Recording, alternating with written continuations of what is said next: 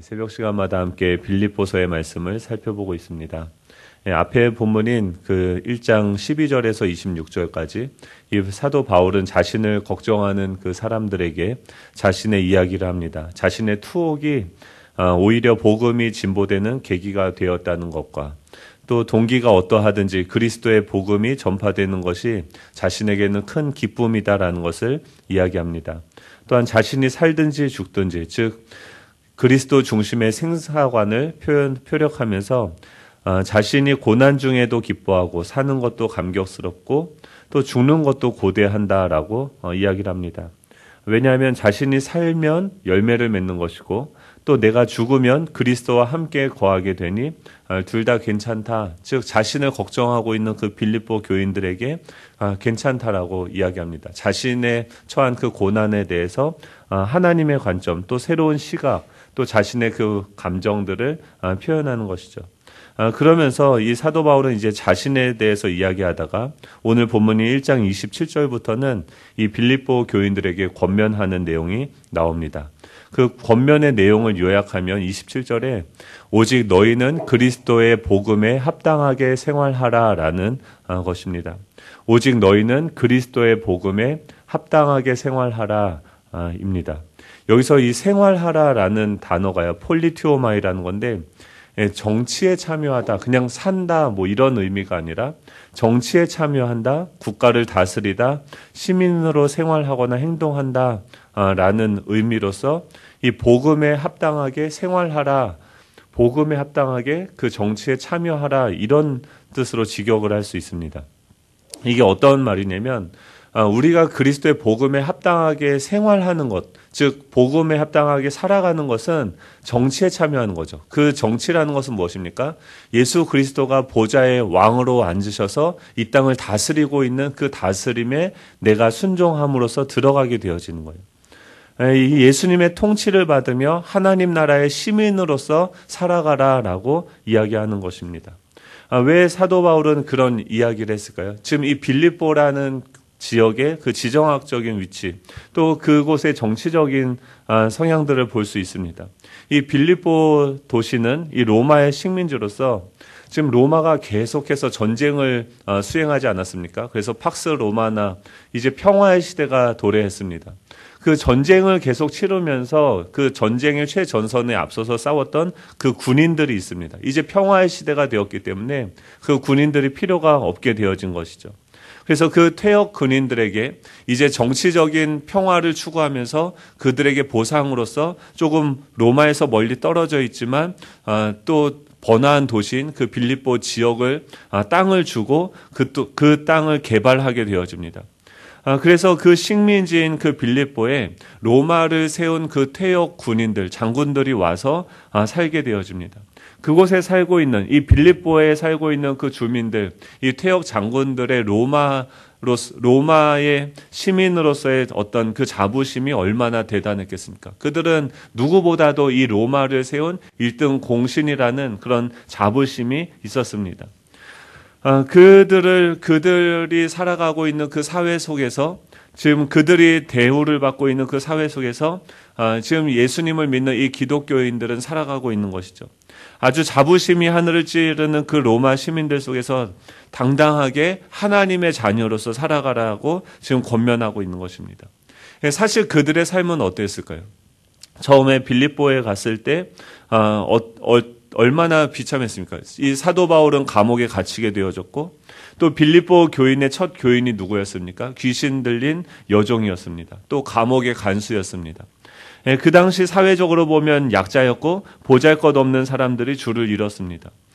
그런 사람들에게 그 부유하게 살아가는 그 퇴역 군인들, 그들 속에서 이 로마를 너무나도 자부심을 가지고 살아가는 그들 속에서 이 복음에 합당하게 생활하라라고 권면하는 것은 당당하게 하나님의 백성으로서 자부심을 가지고 살아가라, 하나님의 통치를 받으며 살아가라라는 의미입니다. 우리도 지금 살아가죠. 우리는 자본주의 시대를 살아갑니다. 돈에 의해서, 돈의 소유의 많고 적음에 따라서 모든 것이 평가받고 또 그 삶의 어떤 결과들을 평가하는 그런 사회 속을 살아가고 있죠. 무엇을 기준으로 나를 자신을 바라보고 평가하고 있는 것입니까? 우리를 둘러싼 그 상황 속에서 이 상황의 지배를 받지 말고 이 상황의 정치의 지배를 받는 것이 아니라 그 세상 속에서 하늘의 시민으로서 예수 그리스도의 통치를 받으면서 살아가라는 거죠. 내 마음을 지키고 내 마음을 지배해야 되는 것은 예수 그리스도의 그 복음이라는 것이죠. 이것을 지금 사도 바울이 그들에게 권면하고 있고 지금 사도 바울은 감옥 속에 갇혀서 이 편지를 쓰면서도 자신은 복음에 합당하게 살아가고 있는 것이죠. 통치를 받고 있는 것이죠. 그러면서 지금 2장 7절부터 1장 27절부터 이 사도 바울이 무엇에 대해서 이야기하냐면 그 외부의 적들에 대한 어떤 태도를 이 주변에 있는 그런 우리의 마음을 빼앗아 가려는 것들이 있지 않습니까? 우리의 시선을 빼앗고 우리의 생각들을 빼앗죠. 그 당시는 무엇입니까? 유대인 회당이 없는 동네였습니다. 그러니까 유대인들의 핍박은 많지 않죠. 하지만 이방인들이 그 대적들인데 이방인들이 그들의 마음을 빼앗아 가려고 하는데 그들의 사상과 이 철학이요. 한 번 이 땅에서 살면은 잘 먹고 잘 살고 내가 원하는 대로 마음껏 살아가자라고 하는 그런 쾌락주의, 관능주의자들이 그 주변에 많이 있었죠. 또 종교적으로 이방 신전에서 제사를 드리는 그런 사람들, 또 이 퇴역 장군들의 그런 부유한 삶, 이 상대적인 부러움과 그들의 안정적인 생활에 대한 유혹, 또 미래에 대한 불안들이 이 빌립보 교인들 마음속에 들어오게 되어지는 것이죠. 그랬을 때 그런 외부의 유혹들, 외부로부터 오는 그런 내 마음의 흔들림 가운데서 우리는 어떻게 해야 되는가를 이야기하고 있습니다. 첫 번째는 27절을 보면 우리 27절 우리 같이 읽어볼까요? 27절입니다. 시작. 오직 너희는 그리스도의 복음에 합당하게 생활하라. 이는 내가 너희에게 가보나 떠나 있으나 너희가 한 마음으로 서서 한 뜻으로 복음의 신앙을 위하여 협력하는 것과 여기서 보면은 한글 성경으로는 서서라고 되어져 있는데 주동사가 서서라는 거예요. 굳게 서서라고 이야기합니다. 이 빌립보 교인들에게 익숙한 이미지를 가지고서 그들이 어떻게 복음에 합당하게 살아가야 되는 것을 이야기합니다. 그것은 바로 무엇이냐면 군대의 이미지입니다. 영화 300을 보면 그 엄청난 적들이 공격을 할 때 그 300명의 그 스파르타 군인들이 어떻게 방어합니까? 화살이 비 오듯이 쏟아지는데 이 사람들이 방패를 들고 이렇게 촘촘히 굳게 서서 그 방패로 그 화살들을 다 막아내는 거죠. 한 명이 쓰러지면 그것을 누가 대신해서 또 막고 그런 어떤 이미지로서 지금 이스라엘 이 기독교인들이 외부의 공격에 의해서 어떻게 이겨내야 되는지에 대해서 설명하고 있습니다. 그 중에 첫 번째로 해야 되는 것은 무엇입니까? 굳게 서야 된다라고 이야기합니다. 너희들이 한 마음으로 굳게 서야 된다. 너희들이 그리스도의 복음에 합당하게 생활하기 위해서는요. 우리가 무엇을 해야 됩니까? 일어나야 됩니다. 굳게 서서 왜 굳게 서라고 합니까? 다리에 힘이 풀리는 거예요. 계속 주저앉고 싶은 거예요. 포기하고 싶은 거예요. 그랬을 때 지금 그것을 이기기 위해서 해야 되는 것은 뭐냐면 굳게 서라, 일어나라, 다리에 힘을 줘라, 버텨라 라고 이야기하는 거죠. 근데 그것을 혼자 하는 것이 아니라 한 마음으로 서서 일어나라는 거예요. 너희들은 개인이 아니고 혼자가 아니고 그 수많은 화살들이 빗발치듯이 나에게 공격해 오는데 그것을 혼자 막아낼 수는 없는 것이죠. 그들은 공동체로서 한 마음으로 한 뜻으로 협력하라라고 이야기합니다. 너희는 한 마음으로 서서 한 뜻으로 복음의 신앙을 위하여 협력하는 것과라고 이야기하는데 이 한 마음으로는 한 영으로라고 되어져 있고 한 뜻은 한 혼으로 협력하라는 것은 함께 싸우라는 것이죠. 너희들이 한 영으로 한 혼으로 함께 싸우라라고 이야기하는 것입니다. 우리가 왜 여기서 기도하고 같이 우리가 큐티를 보고 이렇게 합니까? 한 말씀으로 우리의 영혼이 하나가 되어지는 거죠. 그 말씀이 우리의 생각을 지배하면서 우리의 생각이 하나가 되어지는 거죠. 그리고 같은 그 말씀의 순종함으로 인하여서 우리가 이 세상에 그 말씀의 통치함을 받는다는 것은 무엇입니까? 그 말씀에 내 삶을 적용하고 순종함으로써 수많은 생각들, 외부에 있는 부러움들, 여러 가지 생각들이 들어오는 것을 방패로서 우리가 차단할 수 있다는 거죠. 어항 속에 금붕어 2마리가 있습니다. 이 금붕어가 만약에 싸우는 거예요. 그런데 이 한쪽이 이겼어요. 내가 이제 저 자식 꼴 보기 싫으니까 이제 싸워서 그 물고기를 물어뜯어 죽였어요. 그런데 그래도 이긴 게 아니죠. 그 어항 속에서 한 물고기가 죽게 되면 어떻게 됩니까? 부패하고 썩어서 결국 남은 물고기조차 죽게 되어지는 거죠. 우리는 경쟁하는 사이가 아니죠. 우리는 서로 비교하는 사이가 아니죠. 어느 한쪽이 이겨도요, 이기는 것이 아니라 다 죽는 것입니다. 사단은요, 계속해서 그런 비교의식들을 주고 경쟁의식들을 우리 안에 집어넣어주면서 교회 안에서 우리가 서로 비교하고 경쟁하게 함으로써 우리를 물어뜯게 하고 우리가 죽게 하고 우리가 넘어지게 하는 것이죠. 우리는, 이 말은 무엇입니까? 우리는 같은 편이라는 거예요. 우리끼리 싸우면 안 된다라는 거예요. 우리는 한 팀이고 부족하고 연약해도 신뢰하고 사랑해야 된다는 거예요. 내 옆에 있는 그 사람이 쓰러지면 우리 진영이 무너지는 거예요. 그의 연약함이 보입니다. 그가 이해되어지지 않는 것들이 보입니다. 그랬을 때 어떻게 됩니까? 주님께서 그런 연약한 우리를 신뢰해 주시고 그런 연약한 우리를 사랑해 주신 것처럼 우리가 서로 신뢰하고 사랑하고 기다려주면서 어떻게 됩니까? 굳게 서서 한 마음으로 한 뜻으로 함께 싸워가야 된다는 거예요. 넘어지면 다시 일으켜줘야죠. 다시 방패를 들게 해야죠. 다시 굳게 일어나게 해야죠. 그게 무엇입니까? 그게 우리인 거죠. 그리고 28절에 뭐라고 이야기합니까? 무슨 일에든지 대적하는 자들 때문에 두려워하지 아니하는 이 일을 듣고자 함이라. 이것이 그들에게는 멸망의 증거요 너에게는 구원의 증거니 이는 하나님께로부터 난 것이다 라고 이야기합니다. 한 마음으로 굳게 서라 라고 이야기하고 너희들이 한 마음 한 뜻으로 협력하라 라고 이야기하고 너희들이 담대할 것을 요청하고 있습니다. 무슨 일에든지 대적하는 자들 때문에 두려워하지 아니하는 이 일을 듣고자 함이라 라고 이야기합니다. 주님께서 우리에게 원하시는 것은 무엇입니까? 우리에게 두려워하는 마음이 아니라 지금 이 사도 바울처럼 그런 상황 속에서도 하나님을 예배하는 그런 마음을 우리의 삶을 통해서 예배로 받기를 원하시는 거죠. 이 선한 일을 할 때 사람들의 방해가 있으면요, 잘 가고 있는 거죠. 교회는요, 방해가 있어야 돼요. 어떤 걸림돌이 생겨야 돼요. 하나님의 말씀대로 내가 살아가고 있는데 아무 일도 일어나지 않는다고 하면, 기도하려고 하면, 뭔가 영적인 일을 하려고 하면, 하나님의 뜻이 이 땅 가운데 이루어지려고 하면 사단이 공격할 수밖에 없겠죠. 우리가 기도하는 교회가 되면 정말 사단이 이 교회 모든 지붕에 완전히 다 달라붙겠죠. 반면에 아무 일도 하지 않는 교회는 그냥 건드리지도 않겠죠. 우리의 삶이 편안하다고 하면 정말 내가 바로 가고 있는 것인지 아닌지 돌아봐야 돼요. 우리는 이 전쟁 가운데 있습니다. 우리는 이 고난이 온다고 하면 그것은 잘 가고 있다는 것이죠. 그래서 우리가 어떻게 됩니까? 더 협력하고 굳게 서야 된다는 거예요. 1장 29절부터 30절까지는 뭐라고 이야기합니까?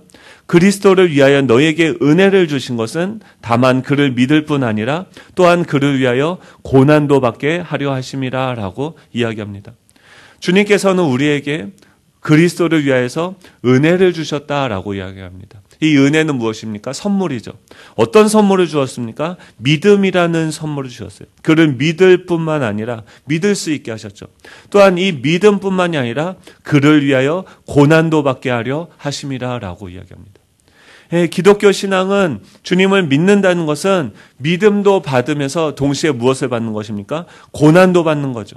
30절에 뭐라고 얘기합니까? 너희에게도 그와 같은 싸움이 있으니, 지금 우리 가운데도 그런 싸움이 있다라고 이야기하고, 너희가 내 안에서 본 바요 이제도 내 안에서 듣는 바니라 라고 이야기하고 있죠. 그 근거가 뭐냐? 내가 지금 고난을 당하고 있지 않느냐. 너희들에게도 고난이 있다라는 것은 하나님께서 너희들에게 은혜를 준 것이다 라고 이야기를 하고 있는 거죠. 은혜로 주신 선물이 무엇입니까? 믿음과 고난인 것이죠. 지금 1장 30절까지 27절부터 30절까지는 이 외부의 그 유혹들, 외부의 그 핍박들, 우리의 마음을 갈대처럼 흔드는 것들에 대해서 우리가 어떻게 대응해야 될지를 이야기합니다. 복음에 합당하게 생활하라. 굳게 서서 한 마음 한 뜻으로 협력하고 담대하게 고난을 각오하라라고 이야기합니다. 2장 1절부터 4절까지는 이제 교인들을 위한 태도에 대해서 이야기하고 있습니다.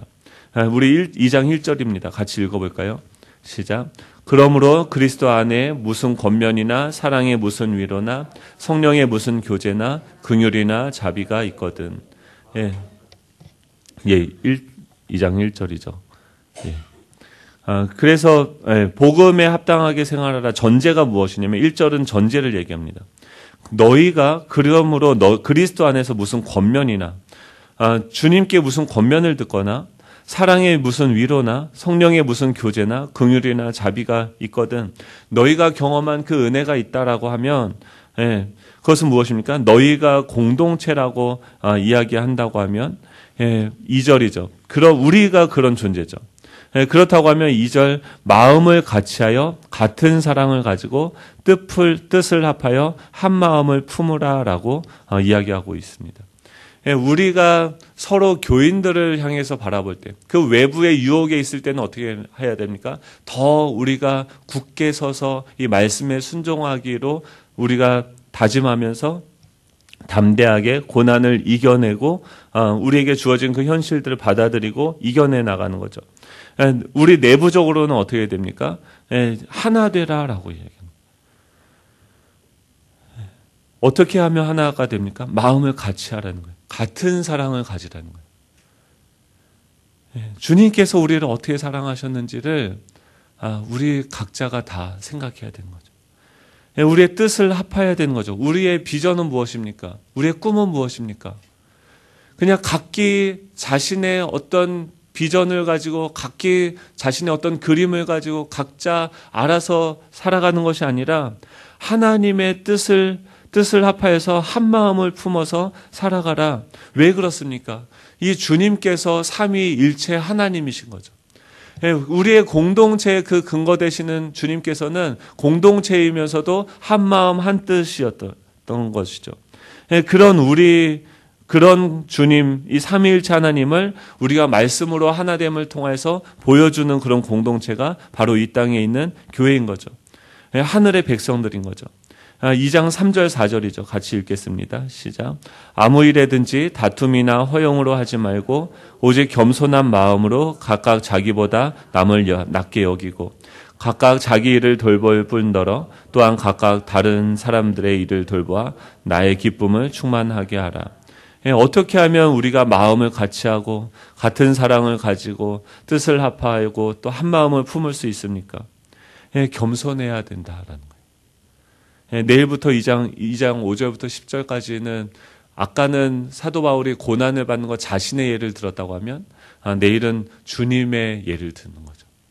하나님과 동등된 그 하나님께서 동등됨을 당연하게 취할 것을 취하지 아니하시고 이 땅까지 낮아지시고 죽기까지 순종하신 그 주님의 본을 보이면서 우리가 따라가야 되는 것은 이 세상에 점점 높아지려고 하는 높은 곳에서 모든 것들을 자기 마음대로 좌지우지하려고 하는 이 세상에 부귀한 사람들 또 그 태역 장군들을 우리가 추구하는 것이 아니라 우리 안에 계신 진정한 왕이신 그 예수 그리스도를 닮아가고 그분을 따라가야 된다는 것이죠.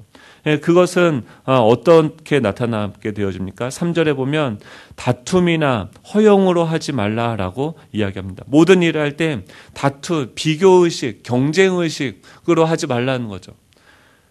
또 허용으로 하지 말라라고 이야기합니다. 허용은 무엇이냐면 헛된 영광을 이야기합니다.